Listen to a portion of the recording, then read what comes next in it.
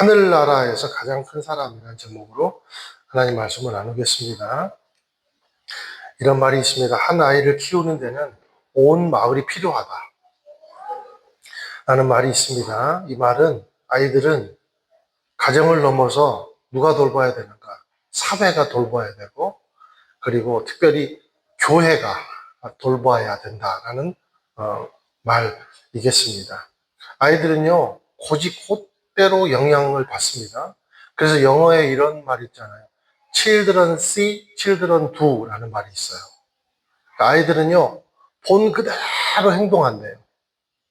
그러니까 부모 역할이 중요한 거죠. 그래서 우리 공동체가 모두 다 관심 있게 또 아이들을 바라보면서 공부해야 됩니다. 나는 여러분들이 아이들을 바라보면서 공부하면서 아이들을 대하게 되시기를 주님의 이름으로 축원드려요. 이 유대 사회는 어른 위주의 사회고 그리고 남성 위주의 사회였습니다. 유대 사회에서 가장 중요시 여기는 게 뭐냐면 명예였습니다. 그리고 선을 행할 줄 아는 능력이 있는 사람이 존중받는 그런 시대였습니다. 그러니 상대적으로 약한 어린아이나 소자들에 대해서는 하대하는 경향이 있었습니다. 자, 이 업적주의 문화, 율법주의 문화를 가장 잘 보여주는 질문 중에 하나가 이 제자들의 질문이에요. 그게 1절의 질문이거든요. 우리 함께 1절 읽어보도록 하겠습니다. 시작. 그때 제자들이 예수께 다가와 물었습니다. 하늘나라에서는 누가 가장 큰 사람입니까? 제자들이 길을 가다가 이렇게 싸웠잖아요. 누가 가장 크냐? 이거 가지고 싸웠잖아요. 이거하고 똑같은 맥락의 질문이 지금 1절의 질문입니다. 하나님의 나라에서는 누가 가장 큰 사람입니까? 이 말을 바꿔보면 하나님의 나라에서 누가 주류 세력입니까? 이 말입니다. 자, 우리는 주님의 제자들이고 우리가 지금까지 예수님의 수발을 이렇게 오랫동안 들었는데 그러면 하나님의 나라에선 우리가 주류가 돼야 되지 않겠습니까? 지금 제자들이 이런 질문을 하는 겁니다. 그런데 이 동일 본문인 마가복음 10장 13절에 보면 때마침 그때 사람들이 어린아이를 예수님께 데리고 와서 안수를 받기를 원했습니다. 그런데 또 동시에 무슨 기록이 나와 있냐면 제자들이 이 어린아이를 데리고 온 사람들을 꾸짖는 장면이 나와요. 애들은 가라. 애들은 여기 낄 판이 아니다. 예수님이 지금 사역으로 몹시 힘들고 지쳐 있는데 너희들까지 이렇게 와서 이렇게 소란스럽게 하면 예의 없는 거 아니냐? 지금 이렇게 제자들이 꾸짖습니다. 그런 모습을 보고 예수님이 제자들을 꾸짖습니다. 근데 개역개정이나 이런 성경에 보면 매우 노하셨다 이렇게 표현을 하고 있습니다. 이 우리말 성경에는 점잖게 지금 표현이 되어 있는 거예요. 그러면서 한 아이를 예수님이 품에 안고 이렇게 말씀하십니다. 2절에서 3절 함께 읽습니다. 시작. 예수께서 어린아이 하나를 불러 제자들 가운데 세우고 말씀하셨습니다. 내가 진실로 너희에게 말한다. 너희가 변화돼 어린아이들처럼 되지 않으면 결코 하늘나라에 들어갈 수 없다. 자, 하나님 나라를 비유하시면서 주류, 비주류, 핵심 세력 이것을 하나님이 이렇게 비유로 말씀하는 거예요. 자, 너희들은 이렇게 막 하나님 나라에서 주류, 핵심 뭐 이렇게 얘기하는데 자, 그러면 내가 얘기해 보겠다. 천국의 핵심, 주류는 누구인가? 천국의 주류는 누구라고 말씀하고 있는 거예요, 하나님이? 예수님이? 어린 아이들이라고 말씀하고 있습니다. 자, 유대사회는 너희 어른들, 그러니까 율법을 행하면서 명예를 존중하면서 가식적인 성공주의로 살아가는 어른들이 주류세력일지 몰라도 천국은 완전히 다르다. 그러므로 내가 명확하게 지금 답을 내려줄게. 너희들이 만약에 천국에서 주류가 되고 싶지? 그렇다면 이 어린 아이들처럼 돼야 된다. 라고 지금 예수님은 말씀하고 있어요. 그래서 3절에 보니까 어떻게 변화돼야 돼요? 어린 아이들처럼 변화돼야 천국에 들어갈 수 있다. 이렇게 지금 말씀을 하고 있는 겁니다.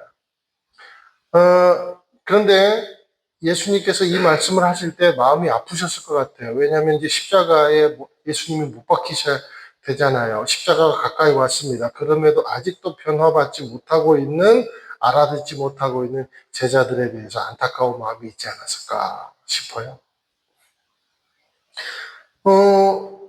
그런데요, 예수님이 이렇게 말씀하셨는데 마태복음 18장 뒤에는 몇 장이겠습니까? 19장이겠죠.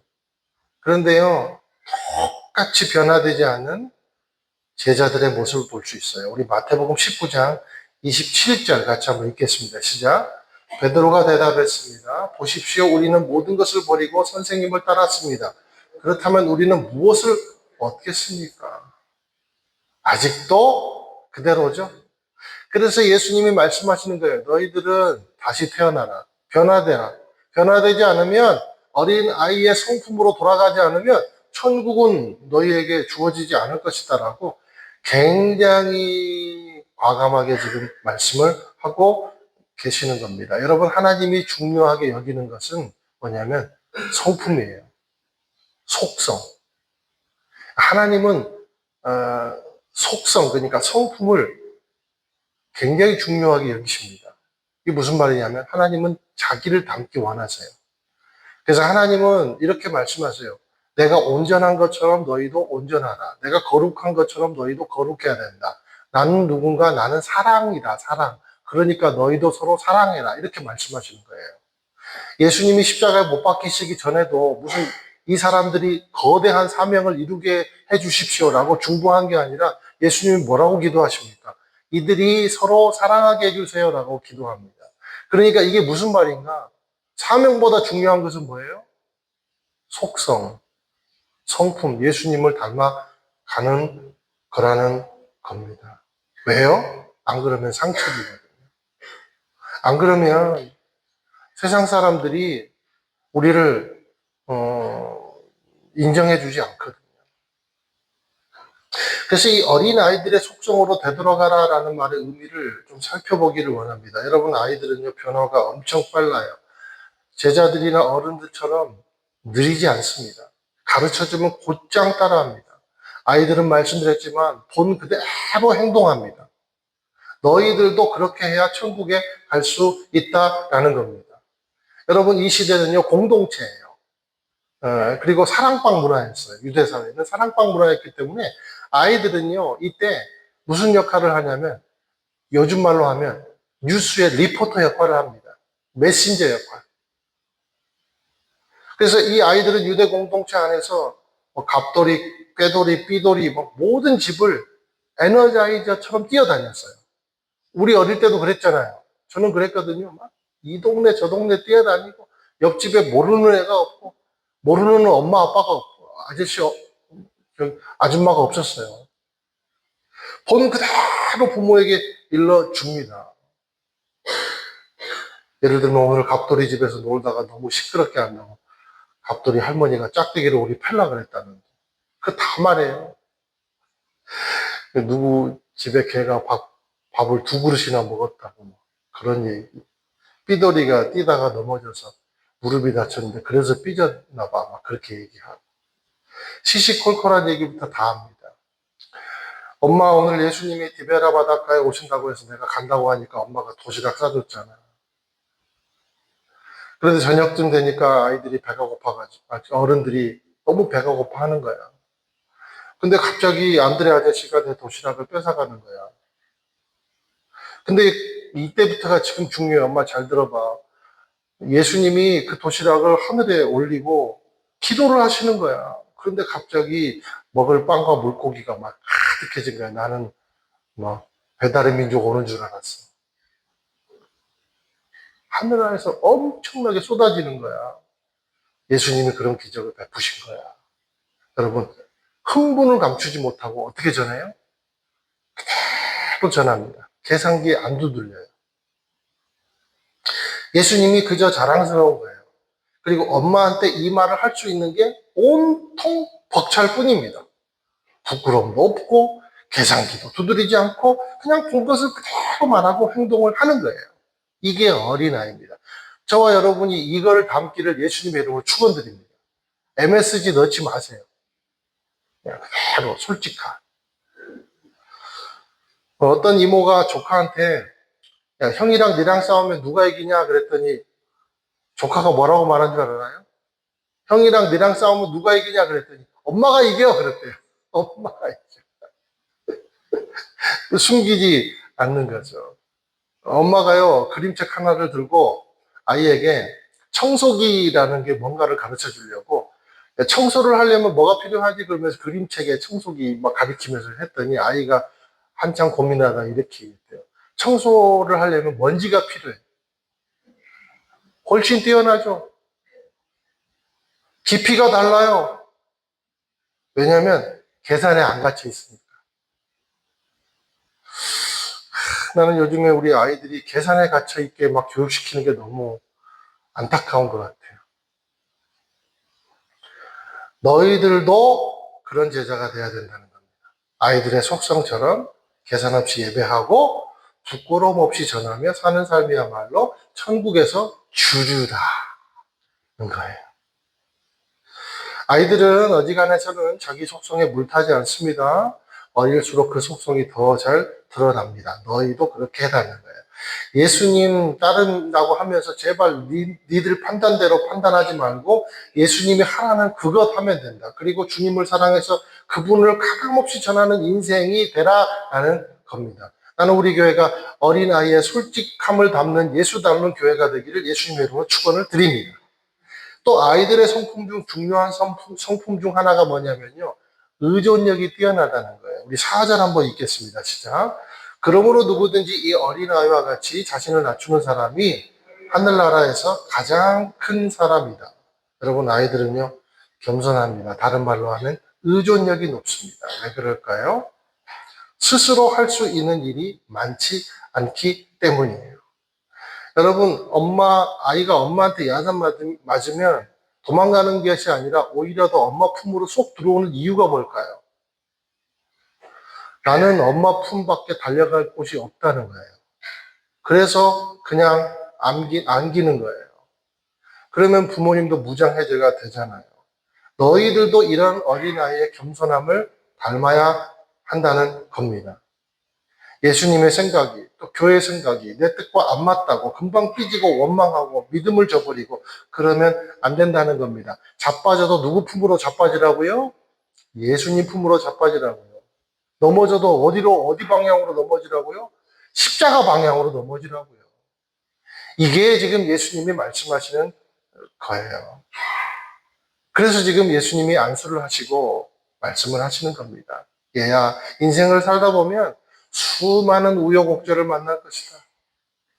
나는 이렇게 늘 품을 벌리고 있으니까 나에게 안길 수 있는 의존적인 존재가 될 때야말로 나는 드디어 인생의 의미를 찾게 될 것이다.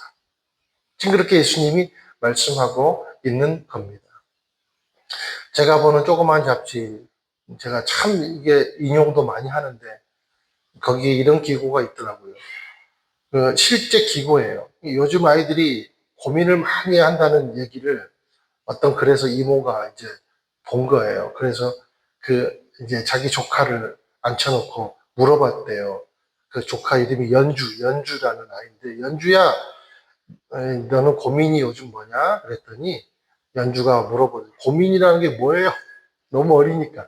잘 몰라요. 그랬더니 고모가 쉽게 얘기해 줬대요. 고민이라는 것은 말이야, 네가 지금 제일 많이 생각하고 있는 거.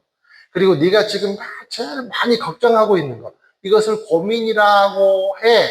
그랬더니 이 아이가 한참 고민하다가 이렇게 얘기했더래요. 난 하루 종일 우리 엄마 생각밖에 안 해. 이게 자기 고민이라는 거예요. 이게 자기가 하루 내내 생각. 여러분 우리는 하루 내내 누구 생각해요? 어떻게 하면 엄마의 사랑을 받지? 나는 하루 종일 엄마 생각밖에 없는데 엄마도 내 생각하고 있겠지? 이것이 어린아이의 마음이라는 겁니다. 의존적이라는. 이게 겸손하다. 누가 가르쳐 주지도 않았어요. 그런데 나보다 더 큰 존재가 있어. 라는 거죠. 엄마, 아빠라는 세상. 엄마, 아빠가 나에게 세상이야, 세상. 내가 아는 세상은 그거야. 라는 거예요. 자기 낮춤이죠. 겸손이라는 겁니다. 얼마나 예쁩니까? 아이들이 엄마 아빠를 자신의 세상이라고 믿는 것처럼 우리도요, 하나님이 나의 전부이며 나의 세상입니다라는 고백을 잊지 않게 되기를 예수님의 이름으로 축원을 드립니다. 이런 존재가 천국의 주류가 될 것이다. 우리 이제 5절, 6절 또 읽겠습니다. 시작. 또 누구든지 내 이름으로 이런 어린아이 하나를 영접하면 나를 영접하는 것이다. 누구든지 나를 이런 어린 아이 가운데 한 명이라도 죄를 짓게 하는 사람은 큰 맷돌을 목에 달아 깊은 바다에 빠뜨리는 편이 차라리 나을 것이다. 자, 첫째 질문이 천국에서 누가 제일 큽니까? 라는 질문이었습니다. 예수님의 대답은 이제 또 이렇게 대답합니다. 용납하는 존재가 천국의 주류가 될 거라는 거예요. 용납하는 존재. 자, 예수님은 용납하시는 분이죠? 예수님은요, 누구든지 용납하십니다. 그러니까 너희들도 그런 존재가 돼야 한다는 겁니다. 여러분, 아이들은요, 과자를 주면 그대로 받아 먹어요. 요즘 아이들은 그렇게 안 가르치잖아요. 저 때는 그랬어요. 특히 엿장수 아저씨가 동네 와가지고 얼마나 돈도 없고 먹고 싶은데 거기 그냥 입이 20분이고 30분이고 지켜보고 있으면 아저씨가 막 짤랑짤랑 하다가 불쌍해가지고 어디 튀긴 엿 하나 주잖아요. 그 아저씨가 주님으로 보여. 너무 감사. 얼마나 좋은지. 그거 하나 먹으려고. 너무 감사. 우리 어른들은요, 이제 좀 뭔가 알고 그러면 모르는 사람이 과자 주잖아요. 저는 무슨 꿍꿍이 속이 있나 막 그 계산을 합니다. 자, 오늘 보세요. 아이들이 예수님이 나오라고 하니까 계산 하나도 안 하고 나오잖아요. 그래서 예수님의 품에 안겨 결국 그 아이들이 축복받는 겁니다. 이리 좀 와봐, 그러면. 이리 좀 와보세요. 지가 뭔데 오란 말이에요. 내가 이 나이 먹고 내가 가리? 막 그러고. 그러잖아요.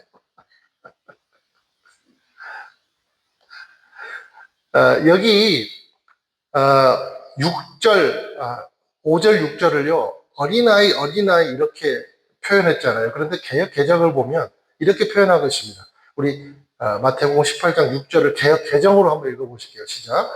누구든지 나를 믿는 이 작은 자 중 하나를 실족해 하면 차라리 연자맷돌이 그 목에 달려서 깊은 바다에 빠뜨리는 것이 나으다. 어떻게 표현했어요? 어린아이를 작은 자. 예수님은 지금 범위를 조금 더 넓히십니다. 작은 자. 그러니까 개역 개정의 작은 자. 그리고 이게 소자라는 거예요. 소자. 그러니까 소자는 비단 어린 아이들만 가르치는 게 아닙니다. 예수님이 가르치신 이 소자는 누구를 가르치냐면 가난한 사람, 고아와 과부, 미천하다고 평가되는 자, 그리고 어렵고 힘든 상황에서 나 오늘 죽고 싶어 라는데 그냥 하나의 희망을 가지고 교회 문턱 밟은 사람, 행색이 초라한 사람, 그렇게 찾아온 사람을 다 포함하는 거예요. 이 사람들을 잘 용납해야 된다는 거예요, 교회가. 근데 이런 사람들을 실족해 하는 것은 차라리 연자맷돌을 목에 매다, 그때 당시에 연자맷돌은 상단이 가운데가 동그라미, 구멍이 나니까 거기다가 밧줄로 묶어가지고 자기 목에 매서 차라리 바다에다 빠지는 편이 더 낫다라는 겁니다. 요즘 말로 하면 실족시키고 다니고 불평하고 루머를 터뜨리고 누구도 용납하지 못하는 민폐 인생은 차라리 연자맷돌을 먹는다고 바다에 빠뜨리는 본인 스스로 바다로 뛰어드는 게 낫다라는 겁니다. 실제로 그렇게 하라는 얘기가 아니에요. 예수님 그렇게 잔인하신 분 아니잖아요. 근데 이 말이 무슨 말인가? 자, 이런 작은 자를 대하는 태도가 마치 죽고 사는 것을 결정하고 천국의 주류와 비주류를 결정하는 아주 중요한 기준이 된다는 겁니다. 나는 우리가 건강한 교회가 되기 위해서 소자를 품는 교회가 되기를 주님의 이름으로 축원드립니다. 비주류를 품으십시오. 밥 먹을 때도요, 높은 사람하고만 밥 먹지 말고요, 소외된 사람하고 식사하세요. 교회가 헌금 많이 내는 사람 VIP로 삼고 관리 따로 하고, 그 교회가 아닙니다.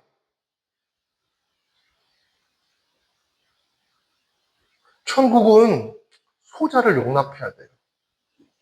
그게 건강한 교회인 줄로 믿습니다. 나는 우리 교회가 이주민을 품는 교회가 되기를 예수님의 이름으로 소망합니다. 어디 가서 그 사람들이 위로받겠어요? 우리가 머지않아 막 그런 참 예배도 생기고 그랬으면 좋겠어요. 이주민들을 품는 예배. 예수님도 그랬잖아요. 잃어버린 양 한 마리를 찾기 위해 가지고 온 산과들을 뛰어다니시잖아요. 그러면서 성경의 말씀 보니까 뭐라고 표현하나, 이 소자 하나, 잃어버린 양 한 마리를 찾기 위해서 찾을 때까지 찾았다라고 표현해요. 찾을 때까지 찾았다. 그러니까 안 찾으면 나 집에 안 가겠다는 거예요. 그리고 그 잃어버린 양 한 마리를 찾아가지고 어떻게 합니까?